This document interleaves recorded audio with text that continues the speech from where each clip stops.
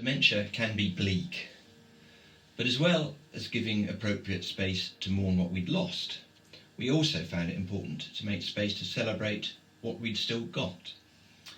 There was a suitably apt quote on the wall at Theo's care home. Life isn't about waiting for the storm to pass, it's about learning to dance in the rain. Positive affirmation was so important, and Theo's own life philosophy, while he could still articulate it, encouraged us all to notice this perspective, and he always said, "There's so much to be thankful for." While he could still express it in words, he'd affirm others with the cricketing words, "Well played." And when the communication moved beyond words, it was by clapping. The acknowledgement, support and encouragement of other people that went right back to his cricket watching days. We were fortunate that, right through, Theo continued to give us positive affirmation, just as much, if not more, than we were giving to him. So at the different stages of dementia, as far as possible, we wanted to look at the glass as half full as opposed to half empty. A great inspiration, in fact, for this is the Paralympic Games, encouraging us to focus not on people's disabilities, but on their abilities instead. That positive affirmation meant recognising and ideally celebrating Theo's core inner person still tucked away somewhere beneath all the confusion. With so much obviously and so painfully lost, it was sometimes really hard to see that.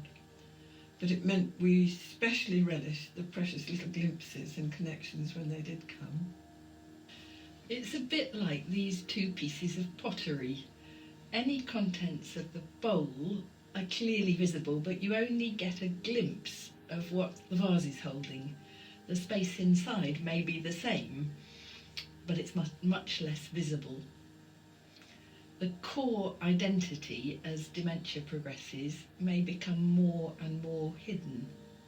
But knowing that it's still safely tucked away somewhere deep inside helped us to keep a positive connection with Theo, in spite of the changing outward reality. Theo had always loved cricket, both playing in younger life and watching in later years. As time went on, he got into the habit of wearing his Warwickshire cricket hat, both outdoors and indoors. In one way, it became a symbol of his core identity.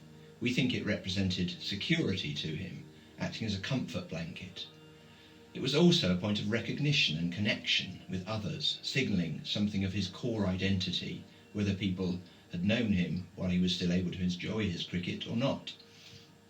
Encouraging us to make the most of the situation, I respect the way a couple living with dementia use the motivating perspective of living with, not dying from, dementia.